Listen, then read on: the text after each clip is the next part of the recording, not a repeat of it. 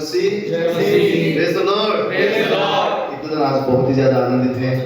आमेन। आज हम उपवास और प्रार्थना के साथ परमेश्वर के भवन में आए हैं। और परमेश्वर का वचन कहता है कि जो ऐसी बातें तुम्हारे जीवन से ना जाए वो उपवास और प्रार्थना के द्वारा जरूर जाएगा।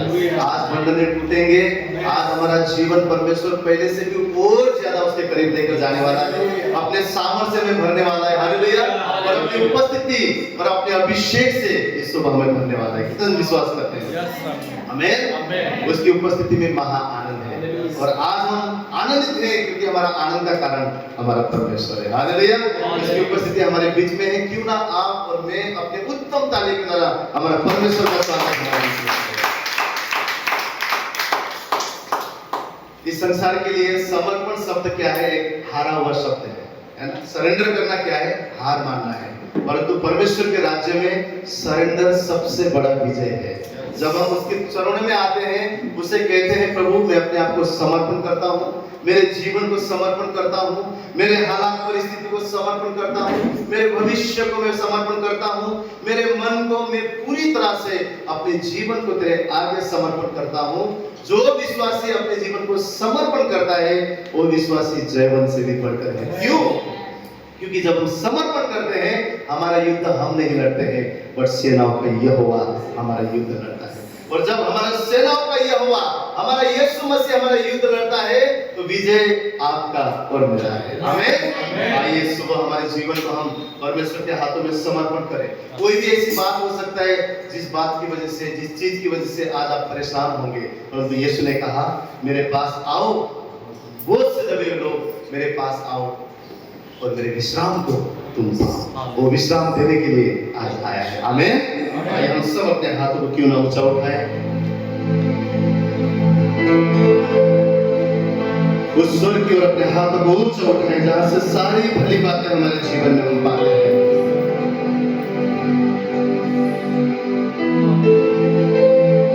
आज अभिषेक से भरने का दिन है। आज उसकी मसाज से भरने का दिन है। आज उसके वचन से भरने का दिन है।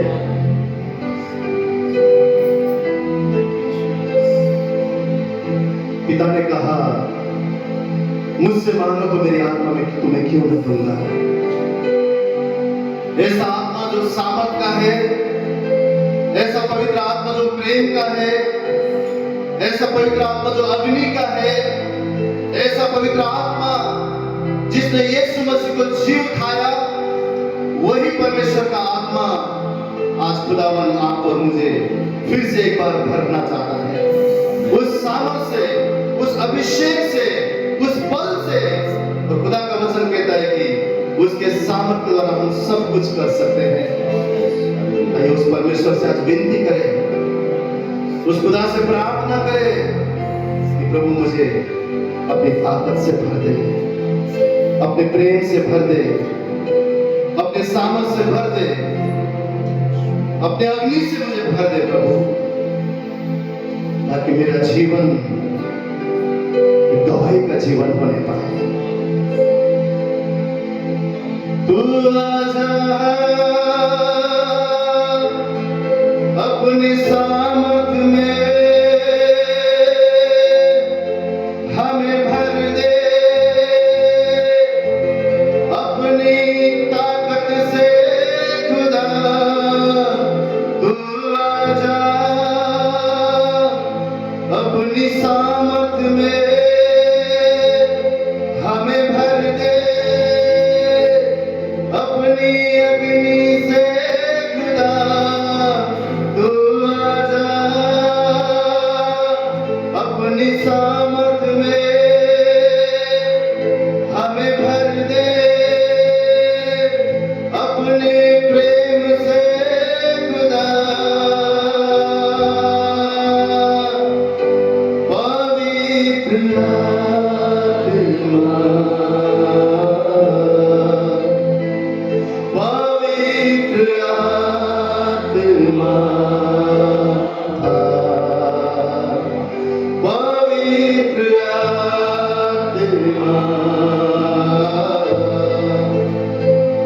पवित्र आत्मा सब जन कोई भी खामोश ना रहे। ओ पवित्र आत्मा, पवित्र आत्मा, आपकी आवाज, पवित्र आत्मा, पवित्र आत्मा,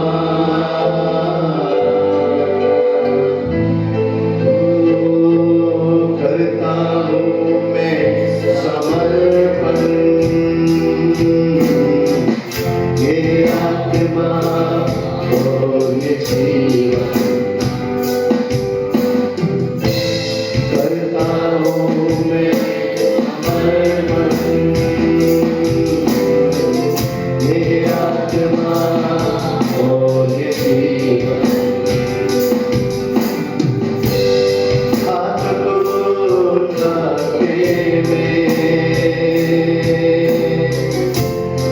घुटनों पे आ रहा हूँ, शीश को झुकाके दिल से कह रहा हूँ, पवित्र आत्मा, पवित्र आत्मा,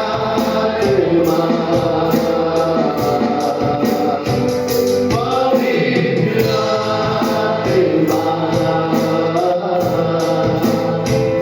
पवित्र आत्मा, सदन से कहकर मैं समर्पण करता हूँ मैं समर्पण, ये आत्मा और ये जीवन, करता हूँ मैं समर्पण, ये आत्मा और ये जीवन, हाथ को उठाके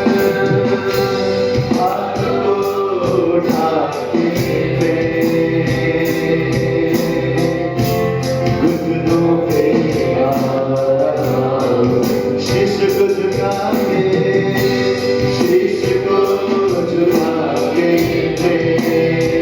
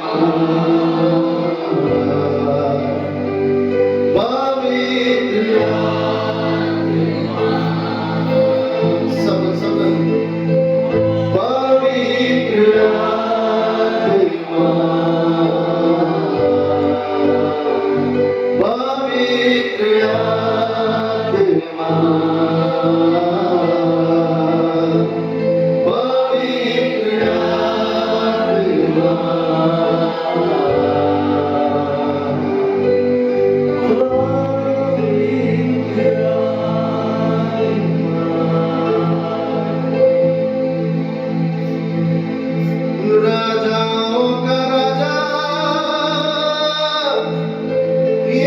यीशु राजा, तू हमारा हम तेरे, तू ही महान है।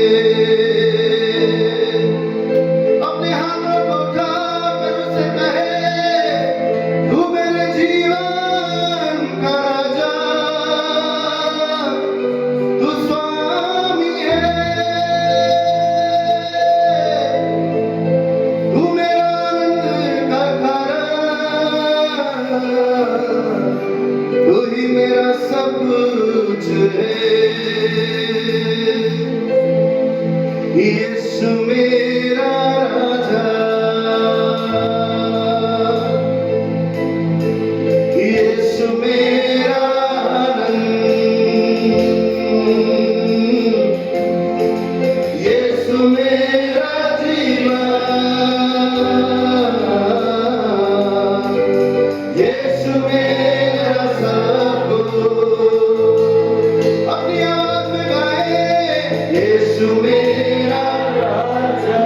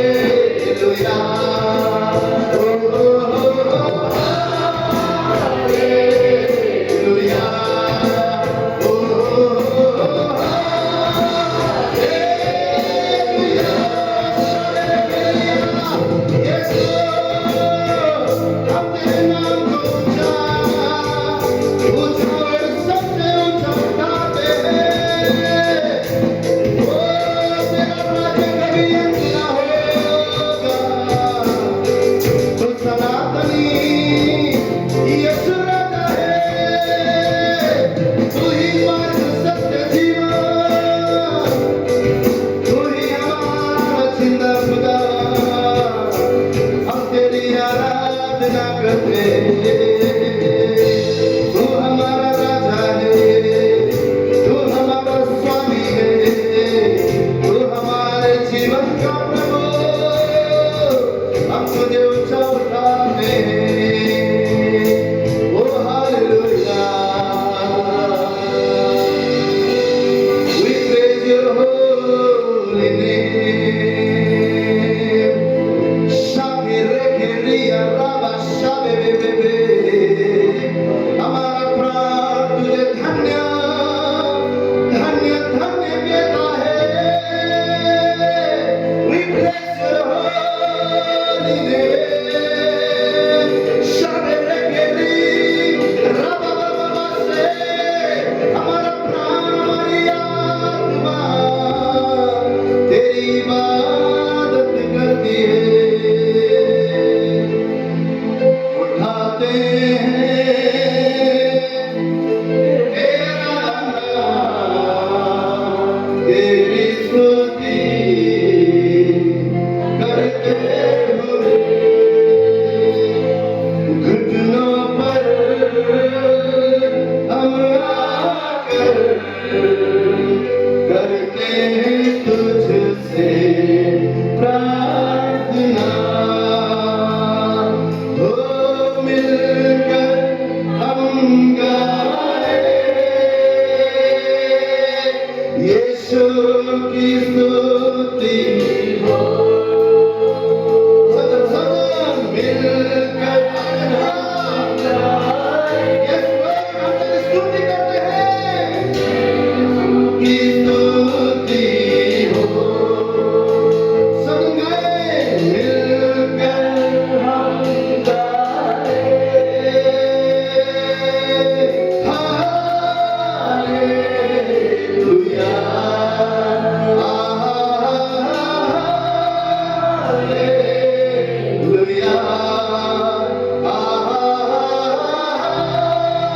हालेलुया, हालेलुया,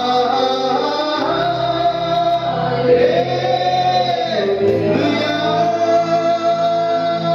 यीशु के लिए जोरदार ताली बजाएं। Hallelujah, hallelujah. जब हम आराधना करते हैं बंधन टूटते हैं। बाइबल कहता है आराधना में छुटकारा है। आमीन। आराधना में छुटकारा है। और शैतान इस संसार में हर समय विश्वासी के पीछे है। यीशु ने क्या बोला? या तो ठंडा हो जाओ या तो सरगर्म हो जाओ। गुनगुने लोग को परमेश्वर नहीं चाहता। और क्या बोला? जो ठंडे हैं वो पता है कहां जाने वाले, लेकिन जो सरगर्म है शैतान उनके पीछे है। वो चाहता है कि उन्हें गुनगुना बनाए। क्यों? एवरी टाइम वो हमारे हृदय से मन से बात करेगा और हमें फेलियर दिखाएगा, कहेगा तू पापी है, तेरा कोई वजूद नहीं है, तू कुछ भी नहीं है, तू हारा हुआ है, तू थका हुआ है, तेरे जीवन में कुछ भी अच्छी बातें नहीं है। हर समय वो अपने आपके कमजोर क्षेत्रों को दिखाएगा। परंतु जो मसीह में है, यीशु मसीह ने कहा जो उस पर विश्वास करते हैं वो नया सृष्टि है। आमीन। वो नया सृष्टि है। आप और मैं यीशु के लहू से धुले हुए लोग हैं। और बाइबल कहता है जो यीशु मसीह पर विश्वास करता है, जो उसके लहू से धुले हुए हैं, वो धर्मी लोग हैं। बोलिए मैं धर्मी हूँ, मैं धर्मी हूँ, मैं धर्मी हूँ, मैं चुना हुआ हूँ, मैं कुछ नहीं, मैं सर हूँ, मैं त्यागा हुआ नहीं, प्रेम किया हुआ हूँ। Hallelujah, hallelujah. हर समय अपने आप को पता है दाऊद राजा, हे मेरे मन, है ना, हे मेरे मन किसको बोलने को लगा रहा है? अपने मन को। कभी कभी हमारे अपने आप को भी बोलने की जरूरत है। हे मेरे मन जान ले यहोवा तेरी ओर है। हे मेरे मन हर समय उसको धन्यवाद कर। हे मेरे मन हर समय उसकी स्तुति कर। वो तेरा युद्ध लड़ने वाला योद्धा है। हालेलुया। किसी को रथों पर भरोसा है, किसी को घोड़ों पर भरोसा है, पर धन्य वो लोग हैं जिनका भरोसा यहोवा है। वो जरूर अपने जीवन में विजय को पाएंगे। आप सोच रहे होंगे मैं विजय को नहीं देख पा रहा हूँ, मैं ऐसे हालात और मुश्किल से जा रहा हूँ जो कोई नहीं समझ सकता, मैं बता भी नहीं सकता। मैं इस सुबह इस उपवास के दिन आपसे कहता हूँ वो पवित्र आत्मा जानता है, वो रूहे पार जानता है, वो पिता जानता है, वो यीशु आपकी परिस्थिति और हालात को जानता है। और जब उसकी उपस्थिति आता है हमारे हालात बदलना शुरू हो जाता है। आमीन आमीन। हमें क्या करना है? सिर्फ उसकी जय जयकार करना है। उस बंदीगृह में परमेश्वर के लोगों ने जब जय जयकार किया, आप जानते हैं वहां पर क्या हुआ। हालेलुया। केवल वही लोग नहीं छूटे, परंतु अविश्वासी भी यीशु के नाम पर विश्वास करने लगे। जब आप आराधना करते हैं, केवल आपका जीवन ही छुटकारा में नहीं रहेगा, परंतु बाकी लोग भी आपके जीवन को देखकर यीशु पर विश्वास करेंगे। आमीन। भाई, हम सब मिलकर आनंद के साथ उस यीशु मसीह की जय जयकार करेंगे। जब भी आप यीशु की जय बोलते हैं, शैतान हारता है।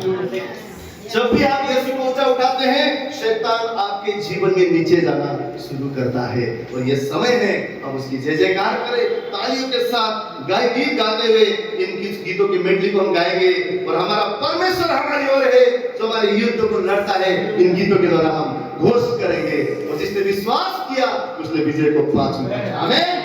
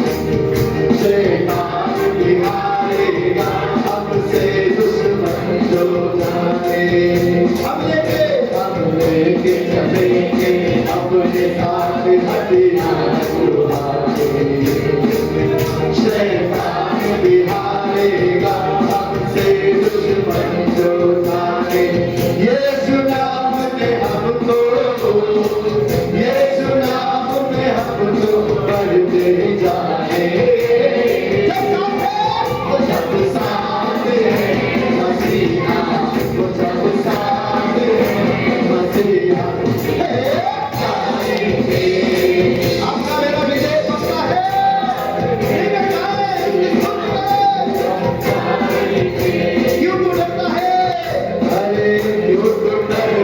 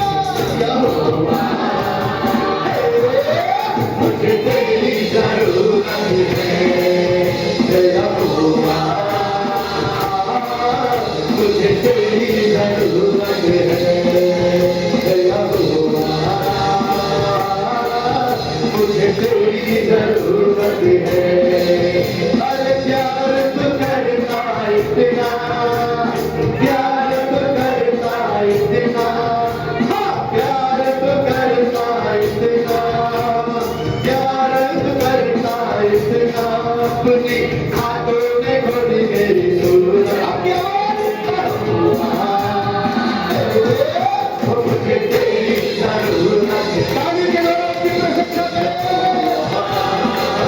वो आदम महिमा की योग्य है। यहोवा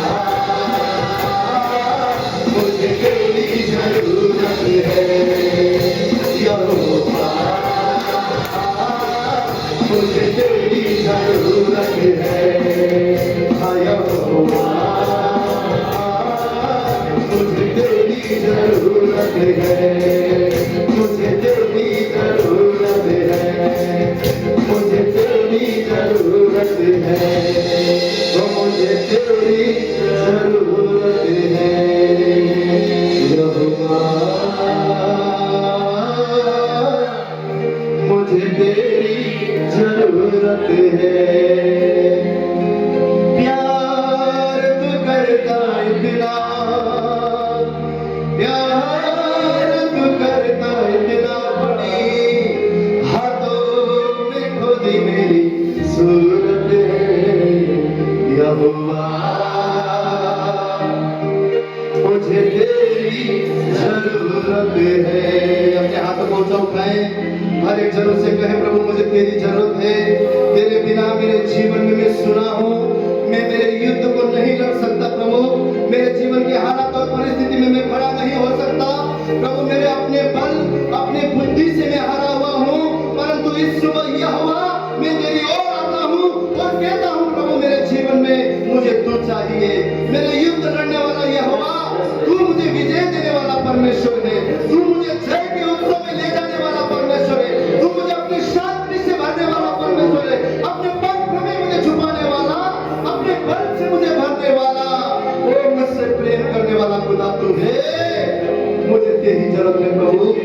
इस सुबह उस खुदा से कहे प्यार तू करता इतना, प्यार तू करता इतना, अपनी हाथों में खोदी मेरी सूरत है। अब क्या बात? यहोवा मुझे तेरी जरूरत है। यहोवा मुझे तेरी जरूरत है। यहोवा मुझे तेरी जरूरत है। मुझे तेरी जरूरत है। सब जन अपनी आंखों को बंद रखें, उस खुदा बाप से कहे प्रभु मुझे आज दुगुना तेरे अभिषेक चाहिए। मुझे आज दुगुना तेरा सामर्थ्य चाहिए। आज मुझे पहले से ज्यादा तेरा ताजा अभिषेक चाहिए प्रभु। तेरा अभिषेक मुझे नया बनाता है। तेरा अभिषेक मेरे बंधन को तोड़ता है परमेश्वर।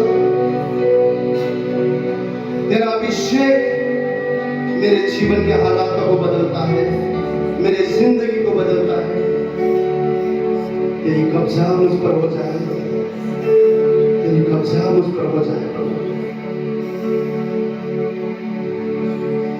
हो दुगना और ताजा हो अभिषेक आज मुझ पे। जो उस दोहरे अभिषेक को चाहते हैं हाथों को ऊंचा उठाकर उस पिता से विनती करे जो अपनी दोहरे अभिषेक हमें उंडेलना चाहता है। वो कहता है अंत के दिनों में आइए समय हम उस खुदा से कहे तेरे मामूली से मुझे भर दे, तेरी मसाज से मुझे भर दे खुदा। मुझे और कुछ नहीं, तेरे अभिषेक की जरूरत है। हो दुगना और ताजा हो अभिषेक आज मुझ पे। हो दुगना पहले से ज्यादा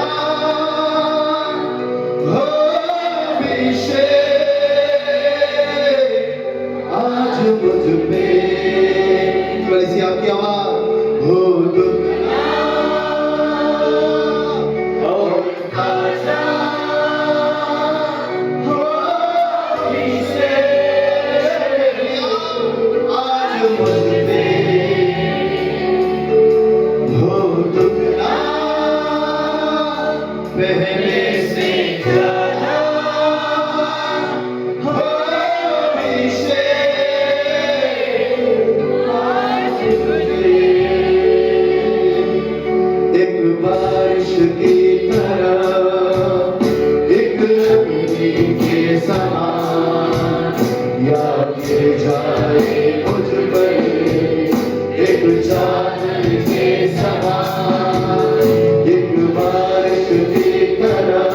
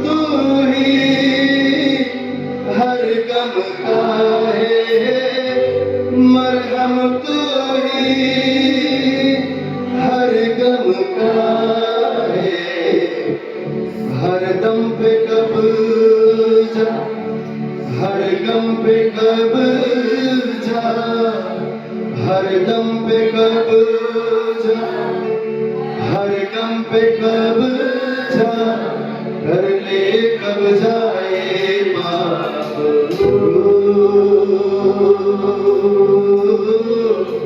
कर ले कब्जा ए अपने आप को उसे अर्पण करते हुए, अपने जीवन को एक जीवित बलिदान करके समर्पण करते हुए उस खुदा से कहे, मेरे सोचों पर तेरी कब्जा हो, मेरी बातों पर तेरी कब्जा हो, मेरे जीवन में तेरी कब्जा हो, मेरे परिस्थिति हालात में तेरी कब्जा हो, मेरे आने वाली जिंदगी में तेरी कब्जा हो। हर समय मेरे पास तेरी कब्जा को मैं चाहता हूँ। उस खुदा से विनती करें, सोचों पे कब्जा, ख्यालों पे कब्जा, सांसों पे कब्जा, हाथों पे कब्जा, कर ले कब्जा ए कर ले कब्जा ए कर ले कब्जा ए कर ले कब्जा ए सोचों पे कब्जा, सोचों पे कब्जा, ख्यालों पे कब्जा, सांसों पे कब्जा, हाथों पे कब्जा, कर ले कब्जा ए कर ले कब्जा ए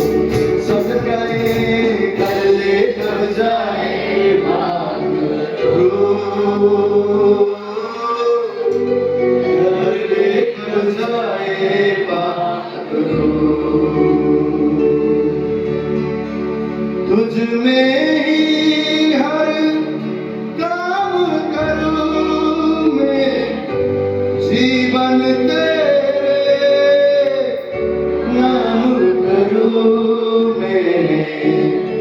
काम पे कब्जा, नाम पे कब्जा, काम पे कब्जा, नामों पे कब्जा, कर ले कब्जा ये पाक रूह, कर ले कब्जा ये पाक रूह।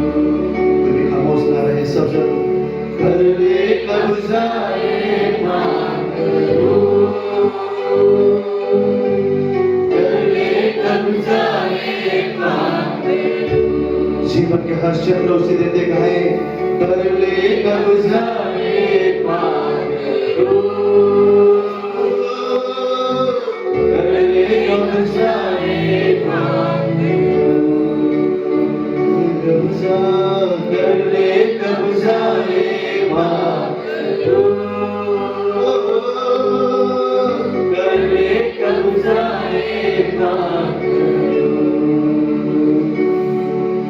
जो क्षेत्र में, जो एरिया में, जो भाग में हमारी अपनी मनमानी है, इस उपवास के दिन वो बंधने टूटने पाए। हमारे जीवन के अंधेरा क्षेत्र यीशु के नाम से रोशनी होने पाए। जहां पर हम बार बार पाप में गिरते हैं, अनाज्ञाकारिता में गिरते हैं, इस उपवास के दिन यीशु के नाम से वो क्षेत्र रद्द हो जाए और परमेश्वर का सामर्थ्य उस जगह पर आ जाए, आज्ञाकारिता उस जगह पर आ जाए। हमारी कमजोर क्षेत्र यीशु के नाम से बलवंत हो जाए। पाक रूह, हमें तेरी जरूरत है। छू ले प्रभु, अपने सामर्थ से हमें भर दे परमेश्वर। सदा हमारी राहें तेरी राह से जुड़ने पाए। समय आवा सदा हमारे विचार तेरे विचार से जुड़ने पाए खुदा। सदा हमारी बातें तेरी बातें होने पाए।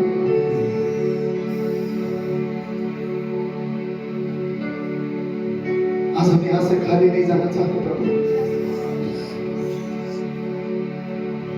जहां हम हार जाते हैं, आज हम वहां विजय पाना चाहते हैं।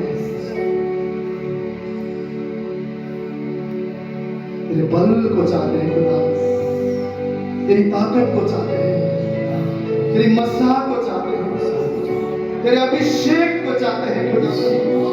बरसा दे रूह पाक, शाखे में मेरा खंडारा बरसे,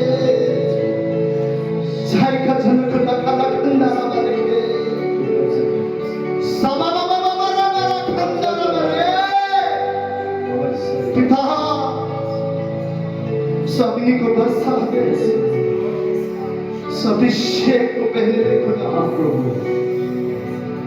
बंधन टूट जाए प्रभु, बद्रुहे टूट जाए परमेश्वर, पाप का स्वभाव टूट जाए खुदा, यीशु तेरे नाम से। शरीर का कार्य टूट जाए खुदा, अनाज्ञाकारिता टूट जाए, संसार से प्रेम टूट जाए यीशु के नाम से खुदा। प्रभु तेरे सामर्थ से भर दे, तेरे सामर्थ से भर दे। गुनगुना नहीं परंतु सामर्थी तेरी मसाज से भर दे खुदा। एक एक जन यहाँ पर सामर्थी परमेश्वर छूले खुदा, छूले।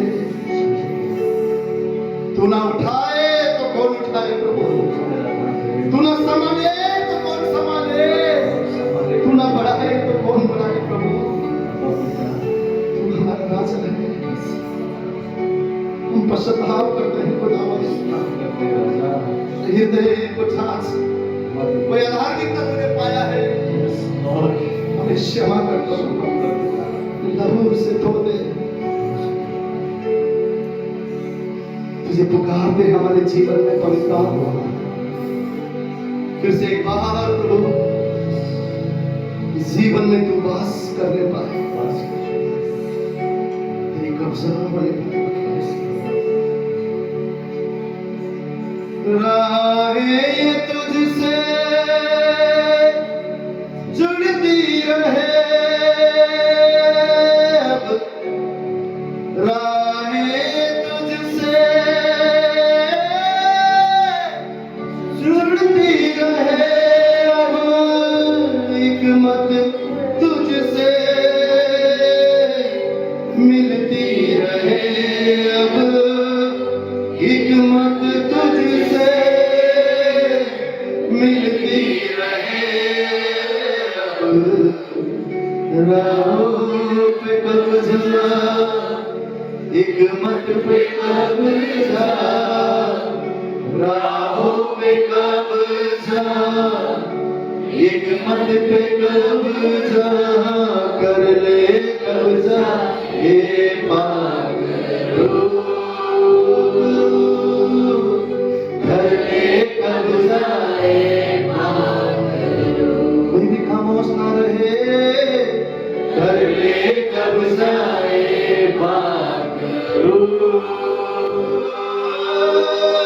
कर ले कब्जा ये पागल, कर ले कब्जा, कर ले कब्जा ये पागल, कर ले कब्जा ये पागल, कर ले कब्जा, कर ले कब्जा ये पागल, कर ले कब्जा ये पागल, कर ले कब्जा ये पागल, कर ले कब्जा ये पागल।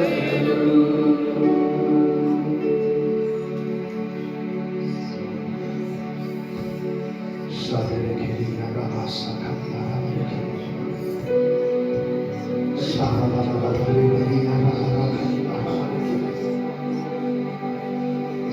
साकारिया लगा लगा देखी शेबे बेबे ममे बोले लगा देखी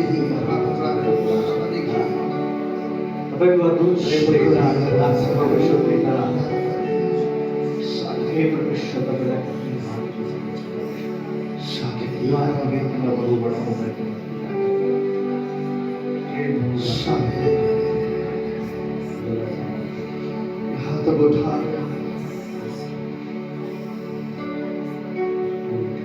सर्वना भाषा में प्रार्थना करें शाकेरिया रावा Terbaik dalam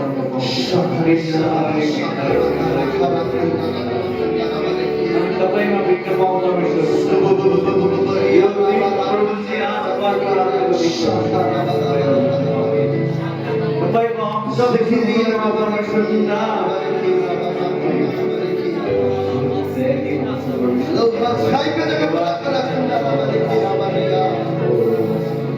शाकेरिया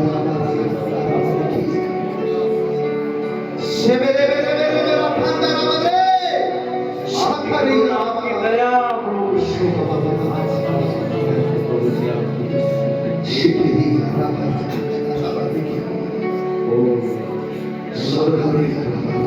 Kabul terbaik bagi terbaik lagi dewa. Thank you, Jesus. Thank you, Jesus. Lord, we glorify your holy name. आशीष को बरसात को लगे धन्यवाद Glorify your holy name. Thank you, Jesus. धन्यवाद यीशु Thank you. धन्यवाद पिता धन्यवाद प्रभु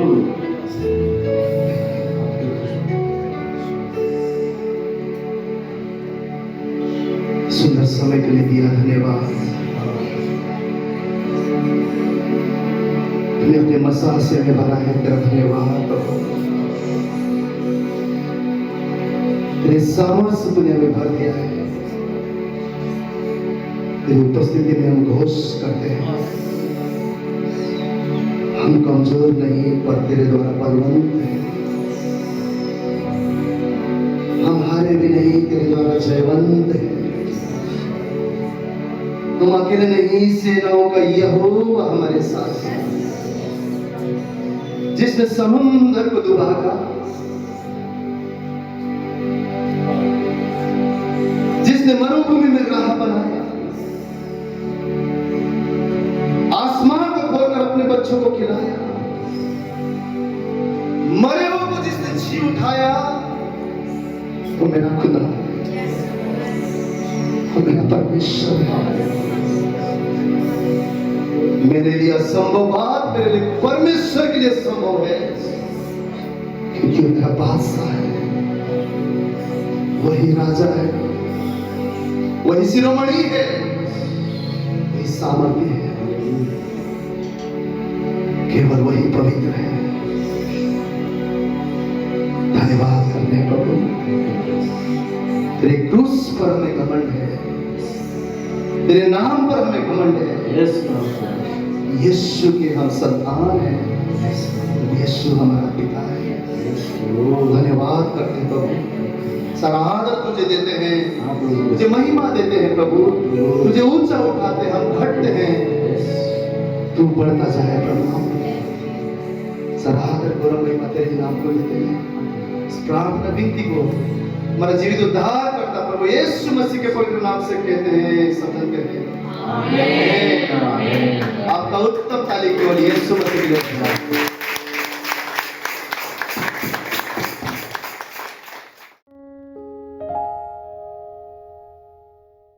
क्या ये अद्भुत है, परमेश्वर के भवन में आना और परमेश्वर की महिमा करना। इससे बड़ी कोई आनंद की बात नहीं। पर जब हम ये आनंद कब महसूस कर पाते, जब हम आते हैं। जब हम नहीं आते ना, तब यह आनंद हम खो देते हैं और हमें पता भी नहीं चलता। ये दो चीजें हैं, याद रखिए। आएंगे तो आनंद है, नहीं आएंगे तो आप खो देंगे। चुनाव आपकी और मेरे पास है, कितने आनंद चाहते हैं। हम एक प्रार्थना हमेशा करें, प्रभु कि मैं तेरी उपस्थिति में और तेरे भवन में बना रहूं। कोई बात, कोई भी चीज मुझे और तेरे और मेरे बीच ना आ सके। मेरा और आपका परमेश्वर एक ही चाहता है कि हम हर दिन कहें प्रभु उठकर कि प्रभु मैं तेरे साथ बढ़ना चाहता हूँ, मैं तेरे साथ चलना चाहता हूँ। ये परमेश्वर की इच्छा है। मालूम है, परमेश्वर चाहता है हमारे जीवन से महान काम हो। ये परमेश्वर की इच्छा है। कितने चाहते हैं मेरे जीवन से महान कार्य? ये परमेश्वर की इच्छा है कि मेरे और आपके जीवन से महान काम हो। हमारी लाइफ में बहुत सारी प्रॉब्लम्स आती हैं, समस्याएं आती हैं, पर एक बात याद रखिए, जो हमारी और है ना, वो सामर्थ्य है, वो सब कुछ है, वो सर्वश्रेष्ठ है। पर जिस दिन हम ये समझ जाएंगे, जिस दिन हम ये जान जाएंगे, तब उस सामर्थ्य से हम चलेंगे। एक वचन हम पढ़ेंगे और फिर हम आज के विषय पर जाएंगे। भजन संहिता 27:13 में दाऊद कहता है, यहां पर दाऊद कहता है, यदि मुझे विश्वास ना होता कि मैं जीवितों की पृथ्वी पर यहोवा की भलाई को देखूंगा तो मैं मूर्छित हो जाता। आपको यह विश्वास करना है कि मैं यहोवा की भलाई को इस धरती पर देखूंगा। वो कह रहा है, अगर मुझे विश्वास नहीं होता, यानी विश्वास होना बहुत जरूरी है कि आप यहोवा की भलाई को अपने जीवन में देखें। कि ये मुझे विश्वास है, मैं विश्वास करता हूं कि मैं यहोवा की भलाई को देखूंगा। आमीन। मेरा परमेश्वर और आपका परमेश्वर 14वें वचन में पता क्या बोलता है? इस भलाई को देखना है ना, तो यहोवा की बाट जोहता रहे, हियाव बांध और तेरा हृदय दृढ़ रहे। यहोवा की बाट जोहता रहे। आप किसकी बाट जोत रहे हैं? आप किसका इंतजार कर रहे हैं? कई बार ये सवाल पूछो तो इस सवाल का कोई जवाब नहीं होता। पर नीति वचन 15:15 में लिखा है, दुखियारे के सब दिन दुख भरे रहते हैं, पर जिसका मन तुझ में प्रसन्न रहता है वो मानो नित्य भोज में जाता है। वो शैतान ना आपकी खुशी को हर दिन छीनना चाहता है। उसको एक चीज चाहिए, आप आ रहे हो, आपकी गाड़ी खराब हो जाए, वो गाड़ी खराब होने से उसको कुछ लेना देना नहीं है। वो सिर्फ आपकी खुशी चुराना चाहता है। कैसे गड़बड़ी पैदा करे, कैसे चीजें बिगाड़ दे कि आपकी खुशी चले जाए, आपकी शांति चले जाए। इसलिए ना हर दिन हमें उठकर अपने आप को उत्साह से भरना है। क्या करना है? किसको भरना है? हर दिन भरना है। और जाग कर, सोते हुए नहीं, जाग कर, कहिए जाग कर। हमें हर दिन जाग कर अपने आप को उत्साह से भरना है कि मैं परमेश्वर की आशीषों को अपने जीवन में देखूंगा। यहां दाऊद बोल रहा है, यदि मुझे विश्वास नहीं होता तो मैं जीवितों की पृथ्वी पर यहोवा की भलाई को नहीं देख सकता। हम स्वर्ग में जाएंगे और खुदा की भलाई को देखेंगे? नहीं। बहुत से लोग कहते हैं स्वर्ग जाएंगे तो परमेश्वर कहता है इस धरती पर भी हम उसकी भलाई को देखें। पर इस चीज के लिए मुझे और आपको हर दिन ना अपने आप को बूस्ट करना है, ये विचार अपने अंदर डालने हैं। शैतान हर दिन डालेगा, तेरा कुछ नहीं होगा, तेरा जीवन नहीं बदलेगा, तू ऐसे ही बना रहेगा। पर ये शक्तिशाली विचार आपको अपने अंदर डालने हैं। कैसे डालने हैं? जाग कर डालने हैं। कहिए जाग कर। कई बार हम ना नींद में डालते हैं, वो काम नहीं करेंगे। जाग कर डालने हैं कि मेरा परमेश्वर मेरे साथ है और मैं अपने जीवन में भलाई को देखूंगा और मेरी भलाई को कोई रोक नहीं सकता। ये विचार आपको हर दिन अपने अंदर डालने हैं। आज इस उपवास प्रार्थना में मेरी ये प्रार्थना है कि हम सब ना अपने जीवन में उस खुदा की सामर्थ को समझ सकें कि वो कितना सामर्थी है और कैसे वो हमारे जीवन में काम कर सकता है।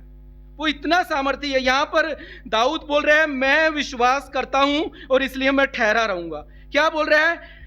ठहरा रहे, हिया बांध, तेरा हृदय दृढ़ रहे, यहोवा की बाट जोतता रहे। जब कुछ भी दिखाई ना देना, कुछ पता नहीं कल क्या होगा मालूम नहीं, परसों क्या होगा मालूम नहीं, कब भलाई को देखूंगा आज पता नहीं, कल पता नहीं, पर मैं एक दिन आएगा मैं परमेश्वर की भलाई को देखूंगा। एक दिन आएगा मैं खुदा के हाथ को अपने जीवन में देखूंगा, मैं बढ़ता जाऊंगा। पर उसके लिए मैंने क्या करना है? कुछ नहीं करना है, सब परमेश्वर करेगा? नहीं, जो मैंने करना है ना वो मैं करूंगा, बाकी मेरा परमेश्वर करेगा। जो मुझे करना है, मुझे अपने आप को हर दिन बूस्ट करना है कि मैं इस धरती पर परमेश्वर की भलाई को देखूंगा। मुझे दिखाई नहीं दे रहा है, आगे रास्ता नजर नहीं आ रहा है, आज होगा मुझे पता नहीं, कल होगा मुझे पता नहीं, परसों होगा मुझे पता नहीं, पर मैं ठहरा रहूंगा और मैं परमेश्वर की भलाई को देखूंगा। ये बूस्ट हमें किसी को ही, मेरे और आपको नहीं कर सकता। मुझे अपने आप को करना है, आपको अपने आप को करना है कि ये मैं अपने आप को करूंगा। अपने आप को, मुझे और आपको हर दिन बूस्ट करना है, क्योंकि हम परमेश्वर के राज्य का हिस्सा है। हम कौन है? परमेश्वर ने कहा है कि जब हम यीशु पर विश्वास करते हैं ना, हम उसके राज्य का हिस्सा बन जाते हैं। और सिर्फ उस राज्य में हमें रहना नहीं है, उस राज्य में हमें हक से रहना है कि ये मेरा हक है। मेरा हक क्या है कि मैं परमेश्वर के राज्य में रहूं और उस हक से जीऊं। आज परमेश्वर मुझे और आपको ना उस राज्य का हक बताने जा रहे हैं कि हमारे पास वो हक है कि उस हक में हमें जीना है। सिर्फ परमेश्वर के राज्य में रहना नहीं है, हक से जीना है, अधिकार से जीना है। और वो हक किसने दिया है? उस परमेश्वर ने मुझे और आपको ये हक दिया है कि हम अधिकार से जिए।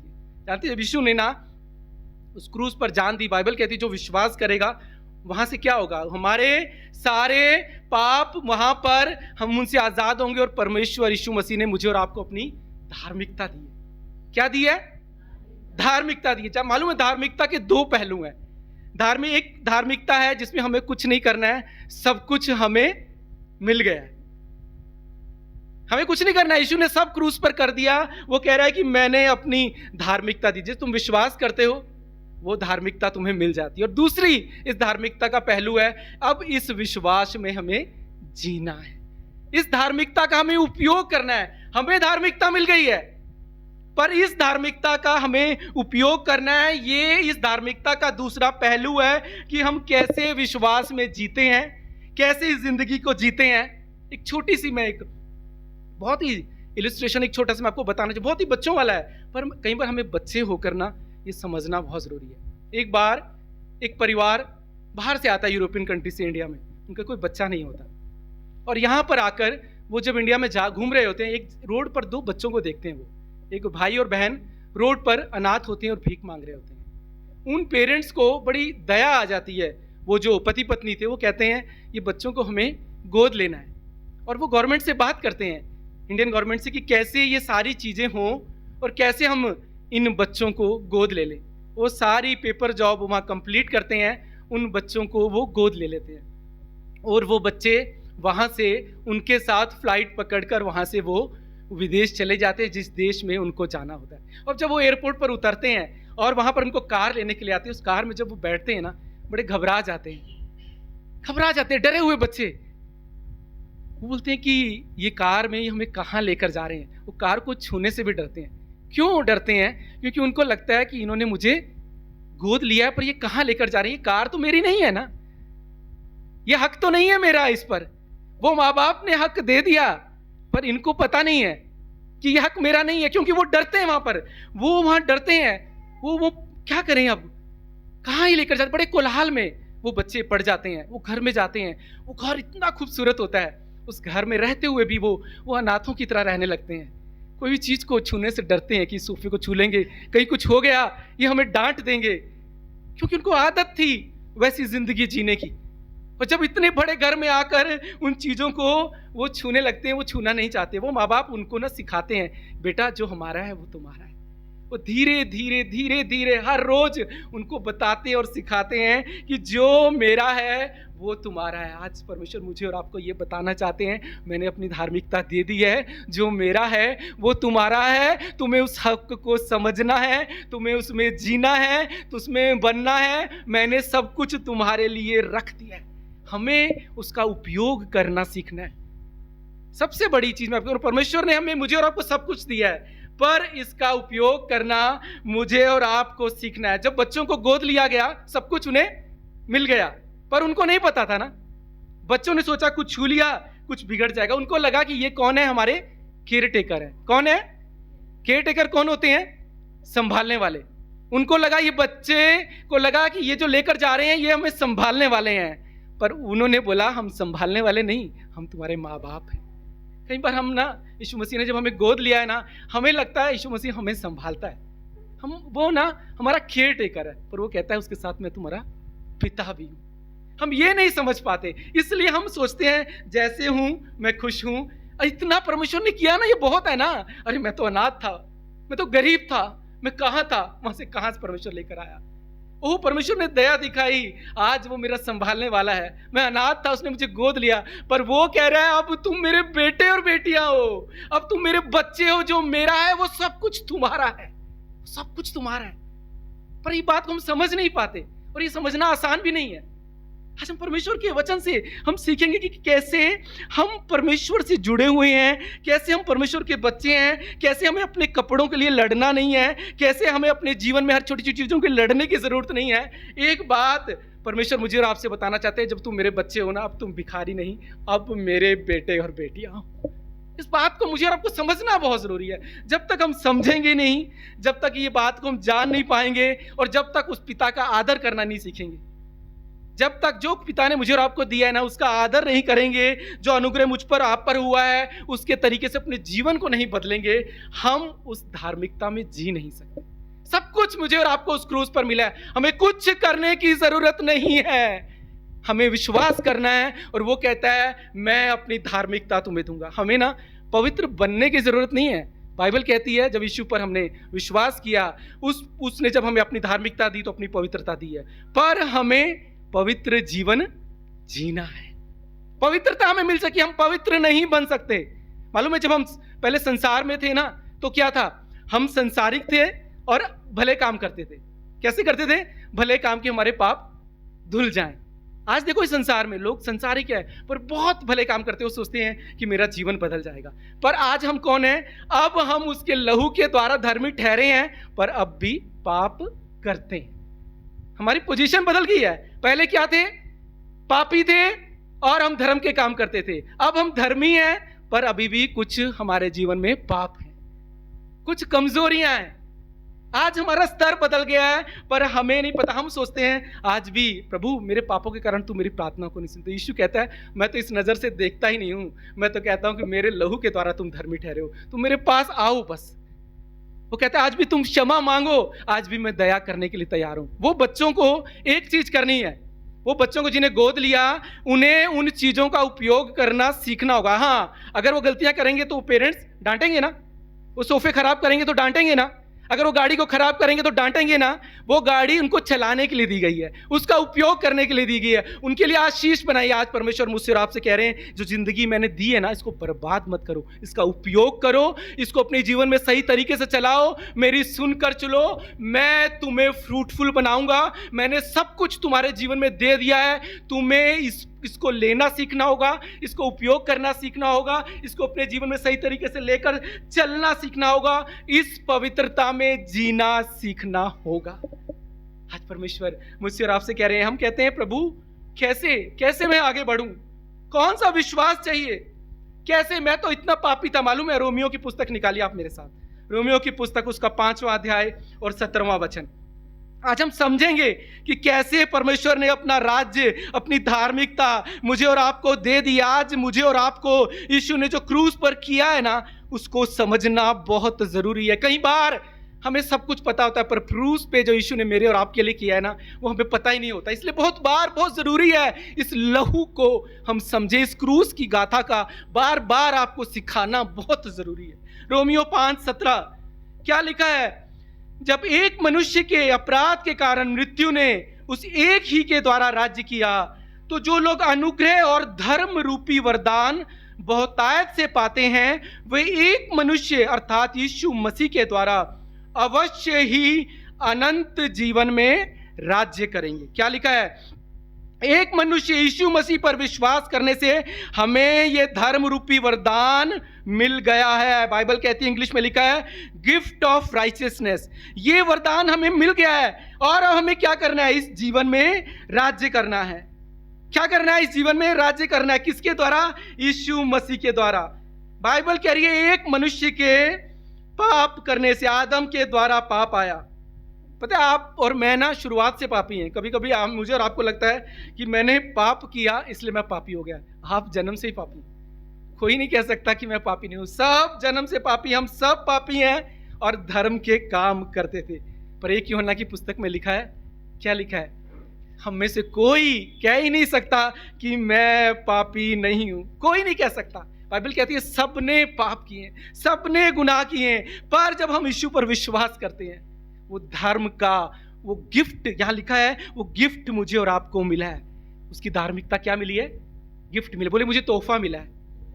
क्या मिला है? उसकी धार्मिकता का तोहफा मिला है। इस तोहफे को समझना बहुत जरूरी है। अगर इस तोहफे को जिस दिन हम समझ जाएंगे ना, कि जिस दिन मैंने यीशु पर विश्वास किया, मेरा पुनः जन्म हुआ और मुझे ये खूबसूरत तोहफा मिल गया है, उस दिन से आपका जीवन बदलना शुरू हो जाएगी। वो जर्नी वहां से बदलनी शुरू हो जाएगी। अगर आप नहीं समझेंगे, यहाँ पर है। अगर आप उसे ग्रहण नहीं करेंगे, यहाँ पर है। अगर आप विश्वास नहीं करेंगे, यहाँ पर है। अगर आप उसका उपयोग नहीं करेंगे, यहाँ पर है। पर वो सफर उस दिन से शुरू हो जाता है। वो धार्मिकता मुझे और आपको मिल गई है। यहाँ बाइबल कह रही है कि उसके, वो बोलता है कि तेरे लहू, यहाँ क्या लिखा है? यीशु मसीह के द्वारा हम उस बहुतायत को पाते हैं, हम उस राइचियसनेस को पाते हैं, हम उस अनुग्रह को पाते हैं। और वो क्या कहता है? उस अनंत जीवन में हम राज्य करेंगे। रहेंगे कि राज्य करेंगे?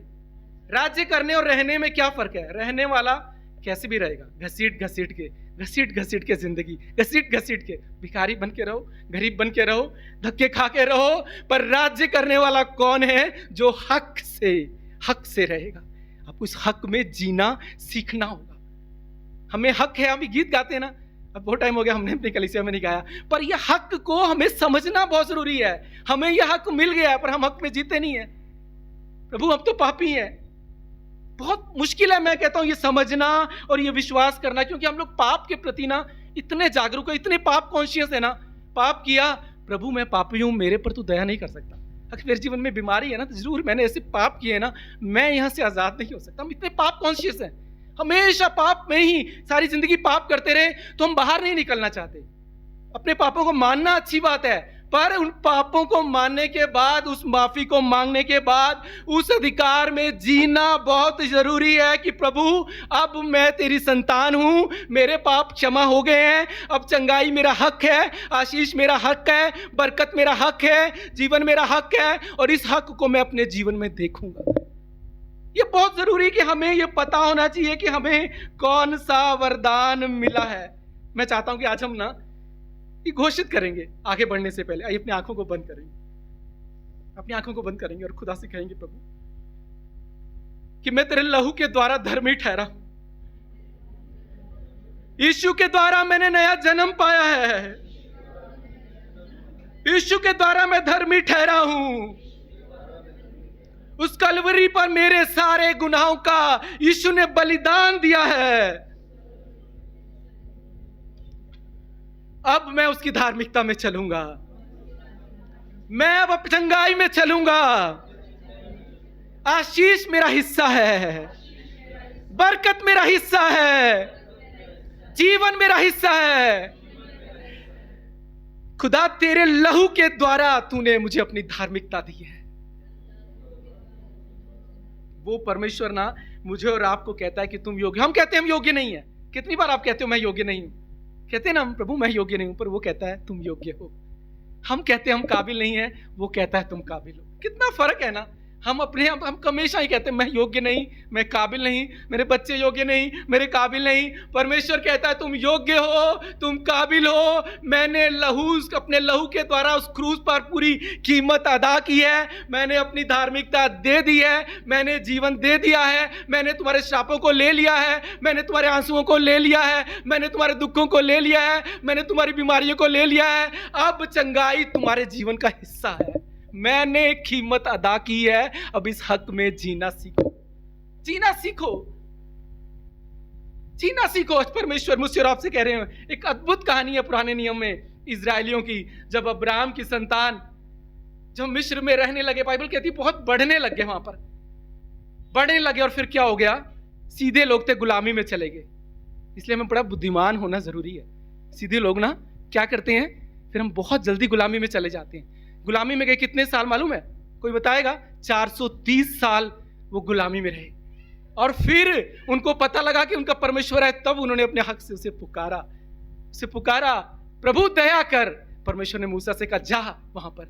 परमेश्वर ने कहा मूसा से जा, वहां फिरौन के सामने खड़ा हो। वो जाता खड़ा होता, वहां पर 10 महामारियां परमेश्वर ने भेजी, को मालूम है। और जब उनको वहां से निकालने लगा, बाद में लास्ट में फिरौन कहना भैया ले जा तू इनको यहां से। जब वो निकाल कर ले जाने लगा, बाइबल कहती है 10वीं महामारी मालूम है क्या थी? कि हर पहलौठा जो मिस्र का है वो वहां पर खत्म, मर जाएगा, हर पहलौठा मर जाएगा। ये 10वीं महामारी थी। वो कहता है यहां से ले जा। परमेश्वर ने मूसा से क्या कहा? बोला आज एक पवित्र मेमना, एक परफेक्ट मेमना तुम लो और उसको बलि चढ़ाओ, और सारे घरों पर रात को उनकी चौखटों पर, दरवाजों पर वहां लहू लगा देना, क्योंकि आज की रात यहां से एक मौत का स्वर्गदूत गुजरेगा। बाइबल कहने लगी, ये परमेश्वर ने मूसा से कहा।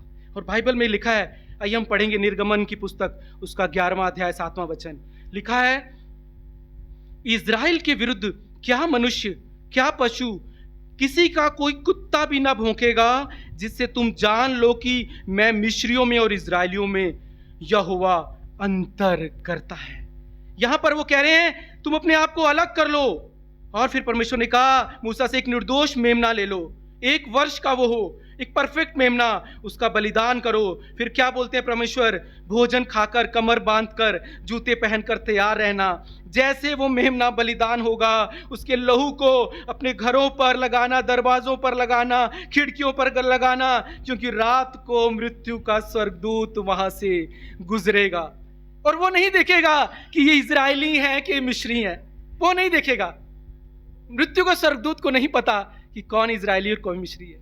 उसको नहीं पता कौन अमीर है कौन गरीब है। उसको नहीं पता कि किसने पवित्र जीवन जिया है किसने नहीं जिया है। वो क्या देखेगा? वो एक चीज देखेगा, कहाँ लहू लगा है, कहाँ लहू लगा है, कहाँ लहू लगा है।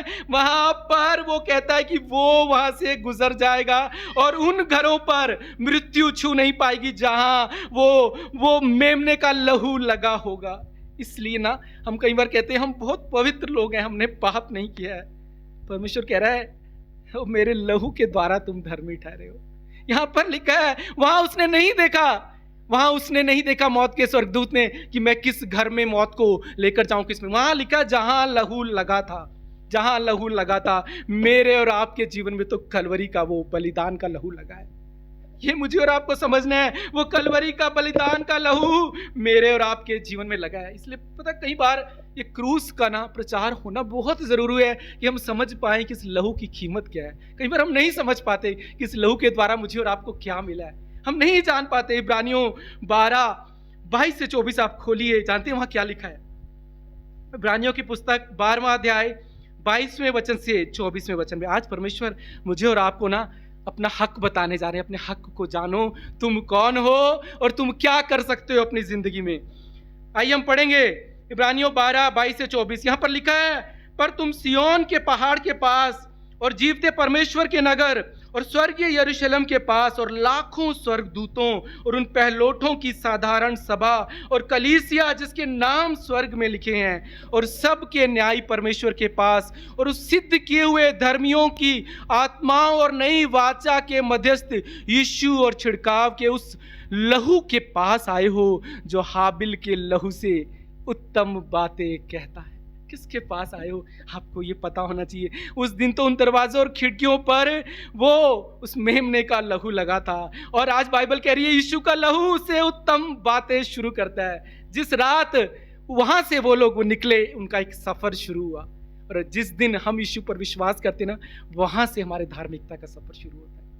मुझे और आपको ये समझना है, ये अनंत काल का जीवन ना परमेश्वर ने मुझे और आपको दिया है। 2 कुरिन्थियों 5:21 में लिखा है, जो पाप से अज्ञात था उसी को उसने पाप ठहराया कि हम उससे होकर परमेश्वर की धार्मिकता बन जाएं। उस पर पाप लादा गया, हमारी जगह हमारे लिए वो मरा। बाइबल कह रही है परफेक्ट सैक्रिफाइस, सब कुछ। यशायाह की पुस्तक अब 54 अध्याय खोलो, वहां बताता है कि क्या यीशु ने मेरे और आपके लिए किया।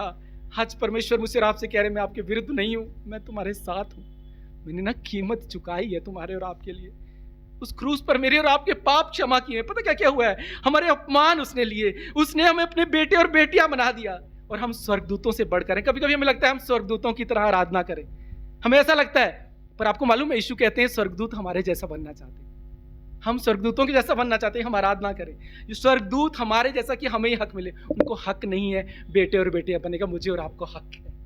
मैं और आप उसके बेटे और बेटियां। यीशु कह रहे हैं वो मारा गया मेरे और आपके जीवन के लिए ताकि मेरे और आपके जीवन में चंगाई हो और चमत्कार हो। हमें ये समझना है उस क्रूस में यीशु ने मेरे और आपके लिए क्या किया। उस कलवरी के क्रूस पर जो विश्वास करेगा ना उसका जीवन उस दिन से बदलना शुरू हो जाएगा। अगर आपका जीवन नहीं बदल रहा है, एक ही कारण है, उस धार्मिकता को आप समझ ही नहीं पाए हो, उस हक में आप चल ही नहीं रहे हो। आप अभी भी वही चल रहे हो, प्रभु मैं छूऊं, क्या ये मुझे मिलेगा? क्या मुझे नौकरी मिलेगी? क्या मुझे जॉब मिलेगी? क्या मैं चंगा होऊंगा? क्या मैं तो इतना पापी हूं, मेरा तो जीवन इतना बेकार है, मैं तो जिस परिवार से आया हूं मैं यहीं तक जा सकता हूं। यीशु कह रहे हैं मैंने तो अपनी धार्मिकता तुम्हें दी है, मैंने अपना सब कुछ तुम्हें दिया है, पर तो उस हक में तुम्हें जीना सीखना होगा। आपको नहीं पता आपकी लिमिट क्या है, आप असीमित हो, असीमित। हम अपनी सीमाएं बांधते हैं। आइए यीशु मुझे और आपको कह रहे हैं कि मेरे लहू के द्वारा तुम धर्मी ठहरे हो, तुम्हें हक है। कहिए मुझे हक है कि मैं चंगा रहूं। मुझे और आपको हक है कि हम चंगे रहें। यीशु कह रहा है तुम्हारे पास, तुम्हें हक है कि तुम भरपूरी में चलो। तुम्हें हक है कि यीशु के नाम से हर आशीष को अपने जीवन में देखने पाओ। मुझे और आपको ये हक है और इस हक में हमें जीना है। और कैसे जीना है? इस वचन को समझकर, इस पर विश्वास कर कर, इसका उपयोग कर कर अपने जीवन। अगर इसका उपयोग नहीं करेंगे आपके पास हक होगा पर आप जी नहीं सकते, क्योंकि आपको पता नहीं है, नहीं समझ पाते, हम जान नहीं पाते। उन बच्चों को पता नहीं था। और कई बार हम सोचते हैं हमने गलती की थी, अब मेरा हक, अब हक मेरा चला गया। अगर आप गलती करते हैं आपके बच्चे, क्या आप उनका हक ले लेते हो? ले लेते हो? बताइए, अगर आपके बच्चे ने गलती की क्या उसका हक चला जाएगा? कभी नहीं जाएगा। हाँ, आप उसको डांटोगे, ये आपका काम है। उसको सॉरी बोलना उसका काम है, उसको माफी मांगना उसका काम है, अपने माँ बाप का आदर करना उनका काम है। पर आपका हक कोई नहीं छीन सकता। आपका हक है कि आप आशीष को देखो, आपका हक है कि आप जीवन को देखो। इब्रानियों 4:13 में वो कहता है सृष्टि की कोई वस्तु उससे छिपी नहीं, उसकी आंखों के सामने सारी बातें खुली, कुछ छुपा नहीं है उसके सामने। कई बार हम यहाँ आते हैं, कभी कभी हम एकदम शांत, कभी कभी हम बहुत खुश, कभी कभी हम अपने अलग अलग तरीके पर। परमेश्वर कह रहा है उसकी आंखों के सामने सब कुछ प्रकट और खुला है। हम किसी को ना बताएं, वो सब कुछ जानता है।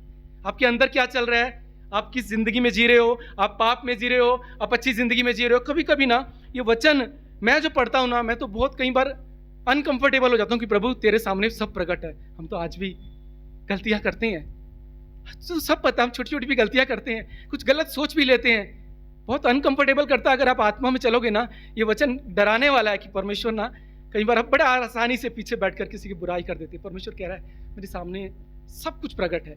और अगर आप ये समझ जाओगे ना, आपको कई बार परमेश्वर के सामने घुटने आप पे आने में भी आपको ना शर्म आएगी कि प्रभु मैं मसीह होकर कैसे ये गलती कर सकता हूँ। पर अगर आप नहीं समझोगे कि आप उसके बेटे हो, आपको हक है, आप पाप में चलते रहोगे, अब ढिठाई में चलते रहो, कुछ फर्क नहीं पड़ेगा, कुछ फर्क नहीं पड़ेगा। मैं तो अब से कहता हूँ, इतने साल से जब भी मैं वचन तैयार करता हूँ, मैं इतना रोता हूँ और अब मेरे परमेश्वर मुझे गुनाह भी दिखाता है कि अब और बदलना है, और अच्छा बनना है, और पवित्रता में चलना है, और अपनी कमजोरियों पर जय पानी है, और मेरे को बेहतर जिंदगी जीनी है, और बहुत से लोग मुझसे आशीष पाएं, और जब भी लोग मुझसे जुड़े मेरे जीवन से वो खुदा को देखें। प्रभु कहाँ कमजोरी है? क्या पता लगा 6 लोग मेरे जीवन से आशीष पा रहे, 4 लोग तो मेरे जीवन से, कहीं उनके जीवन में मैं कुछ बुराई तो नहीं लेके जा रहा हूँ, कहीं मैंने किसी के लिए कड़वा तो नहीं सोचा, कहीं कहीं मैंने मजाक में कुछ गलत तो नहीं बोल दिया। ये वचन बहुत जरूरी है मुझे और आपको समझना कि हमारा परमेश्वर सब कुछ जानता है, सब कुछ वो देख रहा है, सब कुछ घुला है। हम सबको धोखा दे सकते हैं, अपने परमेश्वर को नहीं दे सकते। मेरा और आपका परमेश्वर आज मुझे और आपको बता रहा है, इस क्षमा को हमें समझना है और इस धार्मिकता को हमें समझना है। 2 चीजें मसीह जीवन में है, एक है क्षमा और एक है यीशु की धार्मिकता। क्षमा हमें हर दिन मांगनी है अगर हर दिन हम गलती करते हैं, पर धार्मिकता हमें हमेशा के लिए मिल गई है, हक हमेशा के लिए मिल गया है।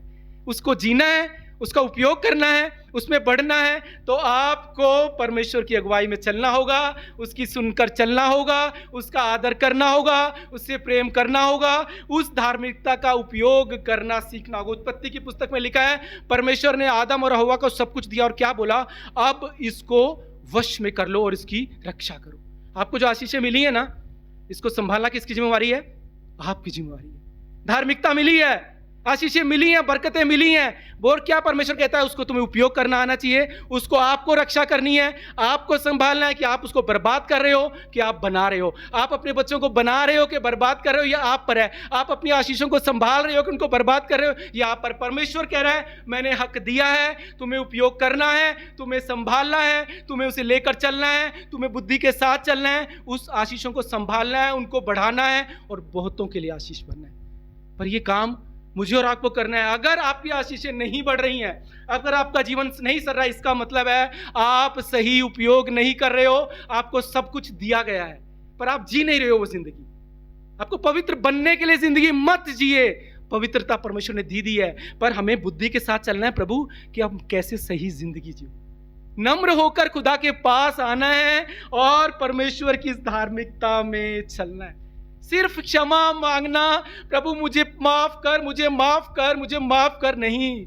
आगे बढ़ना है कि प्रभु अब तूने मुझे क्षमा दे दी है, अब मैं तेरी धार्मिकता में जीऊंगा, अब मैं प्रार्थना निरंतर करता रहूंगा, चाहे मेरी प्रार्थना का उत्तर आए या ना आए, मैं आज करूंगा, मैं कल करूंगा, मैं परसों करूंगा, मैं आज पाप में गिर गया, मैं कल भी गिर गया, मैं परसों भी गिरूंगा, मैं फिर भी प्रार्थना करता रहूंगा और एक दिन इन पापों से मैं आजाद हो जाऊंगा।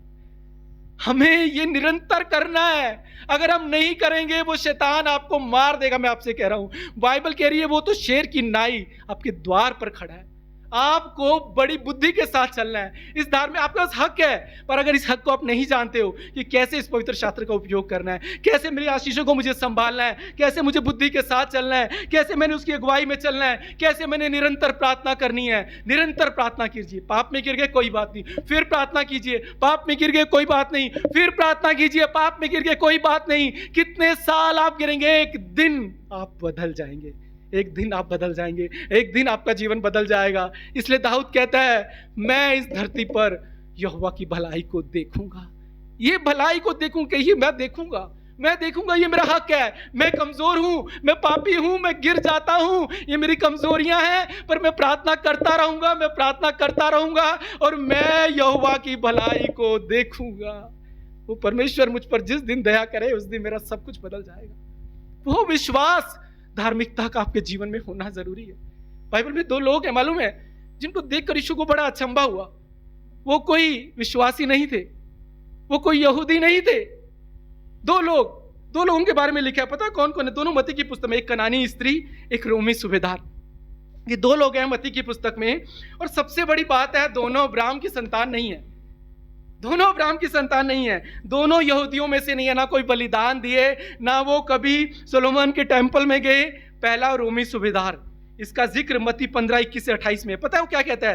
कहता है, यीशु से कहता है, मेरा सेवक लकवे के रोग से पीड़ित है, क्या तुम उसको चंगा करोगे? यीशु ने कहा, मैं आकर उसको चंगा करूंगा। सूबेदार कहने लगा, प्रभु मैं इस योग्य नहीं कि तू मेरी छत के नीचे आए, परंतु तेरे मुख से शब्द कह दे तो मेरा सेवक चंगा हो जाएगा। क्या कह रहा है? सिर्फ शब्द कह दे। फिर आगे कहने लगा, ये सिपाही तो मेरे अधीन है, जब मैं कहता हूं वो जाते हैं, दूसरा जब मैं कहता हूं तो वो आ जाता है, पर मैं एक बात जानता हूं, तेरे पास वो अधिकार है जीवन और मृत्यु का, अगर तू चंगा कर दे तो वो चंगा हो जाएगा। वो रोमी सिपाही उसकी सामर्थ्य को जान गया। कई बार हम नहीं समझ पाते, हमें धार्मिकता मिली है, पर वो उस रोमी, बाइबल कह रही है यीशु मसीह को बड़ा अचंभा हुआ। पूरी बाइबल में 2 जगह यीशु मसीह को अचंभा हुआ। वो किससे? जो परमेश्वर के लोग नहीं थे, यहूदी नहीं थे, कोई बलिदान नहीं करते थे। वो कहने लगा, क्योंकि उसको पता था कि ये जो खड़ा है ना, ये सामर्थी है, इसके पास अथॉरिटी है, इसके पास अधिकार है। और दूसरी कौन थी? वो कनानी स्त्री। वहां पर लिखा है कि उसकी लड़की दुष्टात्मा से पछाड़ी थी। मत्ती अगर 8 आप घर पे खोलिएगा, 5 से 13 में इसका जिक्र है। वहां पर लिखा है कि उसकी बेटी दुष्टात्मा से पछाड़ी थी। यीशु ने आकर वहां पर वो बोलती है यीशु से, मेरी बेटी को दुष्टात्मा सता रहा है, यीशु दया कर। मानो यीशु ने क्या कहा? बाइबल में लिखा है, पहले तो यीशु ने कोई उत्तर ही नहीं दिया, कोई उत्तर नहीं दिया। वो बोल रही है कि मेरी बेटी पर दया कर, कोई उत्तर नहीं। और फिर बार बार वो बोलती है, तो यीशु मसीह बोलते हैं, इज़राइल के घराने की खोई हुई भेड़ों को छोड़कर मुझे किसी के पास नहीं भेजा गया। मतलब यीशु ने उसको मना कर दिया कि भाई मैं तेरी बेटी की ओर नहीं देख सकता। मालूम है उसके बाद उसने क्या किया? बहुत ही अद्भुत बात हुई। बाइबल कहती है, मत्ती 15:25 में लिखा है, वो घुटनों पर आ गई और यीशु को प्रणाम करके प्रार्थना करने लगी। सोचिए, अगर आपको यीशु कहते ना, मैं तुम्हें चंगा नहीं कर सकता, उस दिन से आप यीशु को और चर्च को छोड़ दो। अरे यीशु ने मना कर दिया, अब तो मुझे कहीं नहीं जाना है। यहां पर लिखा है, यीशु ने उसकी ओर देखा नहीं, यीशु ने उसकी प्रार्थना को सुना नहीं। उसने बोला, मैं तुम्हारे लिए नहीं बुलाया गया हूं। बाइबल कहती है वो घुटनों पर आ गई और कहने लगी, मेरी सहायता कर। और बाइबल कहती है उसी वक्त यीशु मसीह कहने लगे, इस इज़राइल से बेहतर मैंने इसमें विश्वास पाया है। इज़राइल से बेहतर। यीशु कहने लगे, हे स्त्री, तेरा विश्वास बड़ा है, जैसा तू चाहती है वैसा ही हो। और उसी वक्त उसकी बेटी चंगी हो गई। वो कहने लगी, तेरा ना विश्वास इन इज़राइलियों से बहुत बड़ा है। कई बार सालों विश्वासियों के जीवन में चमत्कार नहीं हो पाते, एक नया विश्वासी आता है और वो चमत्कार को देखता है, क्योंकि उसका विश्वास आपके विश्वास से बड़ा होता है। आप उस परमेश्वर को उस सामर्थ की नजर से देखते नहीं। एक खास बात थी इन दोनों में, सूबेदार में, इस कनानी स्त्री में। क्या खास बात थी? कि इनका ध्यान अपने पापों पर नहीं था, इनका ध्यान यीशु मसीह पर था, कि जिसके पास हम आए हैं वो सामर्थी है। अगर वो हाथ लगाए तो मेरा जीवन बदल सकता है, अगर वो दया करे तो मेरा जीवन बदल सकता है। ये फर्क था। यहां पर हमारा ना फोकस चर्चा है ना, कलीसिया में कितनी भीड़ है, प्रचारक कैसा नहीं, मेरा यीशु कितना सामर्थी है। हमारे जीवन में ना हमारा जो फोकस यीशु होना चाहिए। जब फोकस कलीसिया रहेगी, फोकस प्रचारक रहेगा, आपका जीवन नहीं बदलेगा, कभी नहीं बदलेगा। आज लोग प्रचारकों के पीछे जाते हैं, मैं आपसे कह रहा हूं कभी जीवन नहीं बदलेगा। लाखों भीड़ होती है, आप अगले राउंड में जाइए, वो लाखों में सारे नए होते हैं, पुराने कहां गए पता ही नहीं। बोलते यीशु के पास आओ, बंगला मिलेगा। कितनी बड़ी चीटिंग है। यीशु हमारे जीवन को ना आजाद करने है, जीवन देने गया है, और लोग इसलिए आते हैं। तेल जो है ना, तेल को छू लो आप तो मैं चंगा हो जाऊं। मैं अब तेल में कोई बुराई नहीं है। बाइबल कहती है परमेश्वर के सेवकों को बुलाओ, तेल लगाओ, प्रार्थना करो, पर सबसे इंपॉर्टेंट चीज है जो उस तेल के पीछे जो सर्वशक्तिमान परमेश्वर है, उस पर जिस दिन आप विश्वास करोगे कि वो छू लेगा तो मेरा जीवन बदलेगा, वो दया करेगा तो मेरा जीवन बदलेगा। उस तेल में सामर्थ नहीं है, सामर्थ यीशु में है। यीशु तो स्वर्ग से कह दे तो मेरा जीवन बदलेगा। कोई मेरे लिए घर पर आए, घर पे आने में कोई दिक्कत नहीं है, घर पे सब जाना है, हमारा काम है एक दूसरे के लिए प्रार्थना करना। पर आज मुझसे और परमेश्वर कह रहे हैं कि मेरे पर ना विश्वास करना सीखो। अगर तुम जिस दिन उस विश्वास से कहोगे ना, बाइबल कह रही है वो कनानी स्त्री से हमारा विश्वास ना यहूदियों से बढ़कर कनानियों जैसा होना चाहिए, कि हम कह दें और परमेश्वर हमारे जीवन को बदल दे। मत्ती 5:20 में यीशु कहते हैं, क्योंकि मैं तुमसे कहता हूं यदि तुम्हारी धार्मिकता शास्त्रियों और फरीसियों की धार्मिकता से बढ़कर ना हो, तुम स्वर्ग के राज्य में प्रवेश नहीं कर सकते। क्या बोल रहे हैं? अगर तुम्हारी धार्मिकता उन शास्त्रियों और फरीसियों की, जिन्हें पता है कि मुझे सब पता है, यहाँ वो कहते हैं हमें कुछ नहीं पता, हम पापी हैं, प्रभु दया कर। आज परमेश्वर मुझसे और आपसे कहते हैं, मैं ये धार्मिकता, ये विश्वास चाहता हूँ जो इस कनानी स्त्री में था, जो इस सूबेदार में था।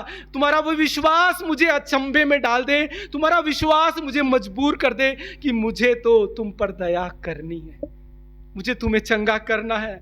रोमियो की पुस्तक उसका 4 अध्याय 21वें वचन से 24वें वचन पर बहुत ही गहरी बात पौलुस कहता है। वो कहता है, अब्राहम ने ये निश्चय जाना कि जिस बात की उसने प्रतिज्ञा की है वह उसे पूरा करने में सामर्थी है, इस कारण वह उसके लिए धार्मिकता गिना गया। किस कारण? क्योंकि उसने निश्चय जाना, उसको पता था कि मेरे परमेश्वर ने कहा है मेरे जीवन में होगा। आपको यह हक पता होना चाहिए।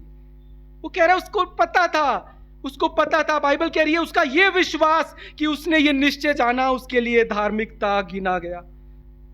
आज उत्पत्ति की पुस्तक में मालूम है क्या लिखा है? सब कुछ परमेश्वर ने मेरे और आपके लिए बनाया है। 1 और 26 में कभी कभी हमें लगता है कि सब कुछ परमेश्वर ने बनाया है। बहुत से लोग कहते हैं कि मनुष्य को ही बंदर ने बनाया है, इसलिए आज मनुष्य भी बंदर की तरह बिहेव करता है, क्योंकि हमारी यही आशा और उम्मीद है ना। इसलिए मनुष्य को देखो आज बंदर की तरह बिहेव करते हैं, उनको कुछ पता ही नहीं है आज क्या कल क्या बोल रहे हैं, क्योंकि हम इस धोखे में चल रहे हैं। बाइबल कह रही है सब कुछ उसने बनाया है, पर वो एक चीज चाहता है। वो कह रहा है मैंने अपनी धार्मिकता दी है, जो मैंने तुम्हें दिया है उसे प्रॉफिटेबल बनाओ। क्या करो? प्रॉफिटेबल बनाओ। जो तुम्हें दिया है उसको आशीष बनाओ। जो आपके पास है उसे आशीष बनाइए। जो आपके पास है उसे आशीष बनाइए। जो आपको दिया है उसको प्रॉफिटेबल बनाओ। जो आपको दिया है उसको प्रॉफिटेबल बनाओ। उसको बढ़ाओ, उसको संभालो, उसका अधिकार करो, उसका उपयोग करना सीखो और उस अधिकार में जीना सीखो। सब कुछ आपके जीवन में बढ़ता चला जाएगा, कोई रोक नहीं पाएगा। आज नहीं कल होगा, कल नहीं परसों होगा, परसों नहीं 4 दिन के बाद होगा। मैं ठहरा रहूंगा, मैं प्रार्थना करता रहूंगा, मैं हक में जीऊंगा और एक दिन मैं परमेश्वर की भलाई को देखूंगा। ये विश्वास मुझ में और आप में परमेश्वर चाहता है। आज इस उपवास प्रार्थना में परमेश्वर मुझसे आपसे कह रहे हैं, रोमियो 4:13, ये प्रतिज्ञा, क्योंकि वह प्रतिज्ञा कि जगत का वारिस होगा, ना अब्राहम ना उसके वंश को और ना हमको व्यवस्था के द्वारा दी गई, पर विश्वास के द्वारा ये धार्मिकता मिली है। किसके द्वारा मिली है? विश्वास के द्वारा। हमें हक मिला है विश्वास के द्वारा, पर हमें उसमें जीना है, हमें उसमें चलना है। आज परमेश्वर कह रहे हैं अपनी सोच को बदलो। तुम मेरे बेटे और बेटियां हैं, उस धार्मिकता में जीना सीखो। पवित्र बनने के लिए जिंदगी मत जियो, अपनी गलतियां मानो, मेरे पास आओ, मैंने पवित्रता दे दी है, अब इस पवित्रता में जीना सीखो। मैंने आशीष दे दी है, इस आशीष को संभालना सीखो। नम्र होकर मेरे पास आओ, तो मुझ पर विश्वास करो। आज मैं चाहता हूँ आज उपवास प्रार्थना में हम आए, हम सब प्रार्थना करेंगे, पर उससे पहले हम अपनी आंखों को बंद करेंगे और खुदा से कहेंगे, प्रभु कि आज मुझे समझ दे कि मैं अपनी सोच को बदल सकूं। मैं चाहता हूं सब अपनी जगह पर खड़े हो जाएं। आज खुदा से हम कहेंगे, प्रभु कि मैं अपनी सोच को बदलूं। प्रभु आज परमेश्वर से कहें, प्रभु कि उस क्रूस पर तूने मुझे अपनी धार्मिकता दी है। अपने हाथों को उठाएंगे, उस क्रूस की ओर अपनी नजर लगाएंगे जहां पर यीशु ने मेरे और आपके गुनाहों को अदला बदली किया है। वो कहता है कि मैं तेरी खातिर नहीं, तेरे लिए मरा हूं। आज परमेश्वर हर एक से कह रहा है, हर एक से जो आज यहाँ उपस्थित है, हर एक से कि मैं तेरी खातिर मरा हूं, तेरी जगह मरा हूं। आज परमेश्वर मुझसे आपसे कह रहे हैं कि वो धार्मिकता तुम्हें मुझ पर विश्वास करने से मिली है। आज परमेश्वर मुझसे आपसे कह रहे हैं, मेरी धार्मिकता तुम्हारी पहचान है, मेरा वजूद तुम्हारी पहचान है। खुदा से कहे, प्रभु मदद कर, इस धार्मिकता में मैं जीऊं, इस धार्मिकता में मैं चलूं, मैं तुझ पर विश्वास करूं, उस धार्मिकता में चलूं, उस पवित्रता में चलूं, और खुदा उस सच्चाई में चलूं। प्रभु मैं मेरे कामों से पवित्र नहीं बन सकता, मेरी मदद कर। जो पवित्रता तूने दी है वो मेरे जीवन से दिखाई दे। प्रभु मदद कर कि मैं ऐसी जिंदगी जीऊं। कुछ समय आज परमेश्वर कह रहा है मैंने जो वचन दिया है उस पर ध्यान लगाओ मेरे बच्चों। गलत विचारों को अपने जीवन से निकालो, अपनी सोच को बदलो, अपनी सोच को बदलो। बाइबल कहती है रोमियो 12 में कि हर दिन उस खुदा के द्वारा अपने जीवन में खुदा की योजना को समझो अनुभव के द्वारा, कि उसकी भलाई को देख सको कि पीढ़ियों के श्राप टूट गए हैं, पीढ़ियों के श्राप टूट गए हैं, पीढ़ियों के श्राप टूट गए हैं। हे खुदा, तेरी धार्मिकता के द्वारा मैं धर्मी हूं, मेरे पीढ़ियों के श्राप टूट गए हैं क्योंकि तूने मुझे धर्मी ठहराया है। शैतान मेरे जीवन में अब कभी काम नहीं कर पाएगा। हे खुदा, जो मैं अपने जीवन में, इस शरीर में, इस मन में मैं चीजों को देख रहा हूं जो मेरे विपरीत है, आज लोग में मेरे विपरीत हैं, हालात मेरे विपरीत हैं, पर मैं आज कहता हूं कि इस धरती पर मैं यहोवा की भलाई को देखूंगा। मैं देखूंगा प्रभु, मैं देखूंगा, मैं विश्वास में चलूंगा, मैं धार्मिकता में चलूंगा प्रभु, मैं तेरी अगुवाई में चलूंगा। तूने ये जीवन दिया है, इस जीवन को मैं संभालूंगा, इसका मैं उपयोग करूंगा, मैं बुद्धि के साथ चलूंगा, मैं हक में चलूंगा। तूने मुझे हक दिया है, मुझे हक है जीवन का, मुझे हक है आशीषों का, मुझे हक है चंगाई का, मुझे हक है बरकत का, मुझे हक है भलाई का। हे यहोवा, मैं इस धरती पर यहोवा की भलाई को देखूंगा। आज नहीं, कल नहीं, परसों नहीं, पर एक दिन इस धरती पर मैं यहोवा की भलाई को देखूंगा। मैं ठहरा रहूंगा, मैं बना रहूंगा, मैं प्रार्थना करता रहूंगा, मैं धार्मिकता में चलूंगा, मैं तेरा आदर करूंगा और ये धार्मिकता मेरे जीवन का हिस्सा है। मैं विश्वास में चलूंगा और आशीषों को अपने जीवन में देखूंगा, मैं जीवन में भलाई को देखूंगा, मैं बहुगुणित होऊंगा, क्योंकि मेरे खुदा ने मुझे बहुगुणित होने के लिए बनाया है। खुदा ने कहा सब कुछ मैंने बनाया है, इस पर अधिकार कर लो, इसे वश में कर लो, इसका उपयोग करो, इसकी रक्षा करो। आज मुझसे और आपसे परमेश्वर कह रहे हैं, मेरे बेटे, मेरी बेटी, तू अनाथ नहीं, मैं तुम्हारा केयर टेकर नहीं, मैं सिर्फ तुम्हारा संभालने वाला नहीं, मैं तुम्हारा अब्बा पिता हूं। मैंने अपने लहू के द्वारा तुम्हें गोद लिया है, मैंने तुम्हें अपना लिया है, अब तुम मेरी संतान हो। तुम्हें हक है, तुम्हें हक है जीवन जीने का, तुम्हें हक है इन आशीषों को अपने जीवन में बहुगुणित होते हुए देखने का। विश्वास कर, इस धार्मिकता का उपयोग कर, तू विश्वास में चल और भलाई को दे, जीवन को देख, जीवन को देख, इस धरती पर बहुगुणित हो और खुदा के हाथ को अपने जीवन में दे।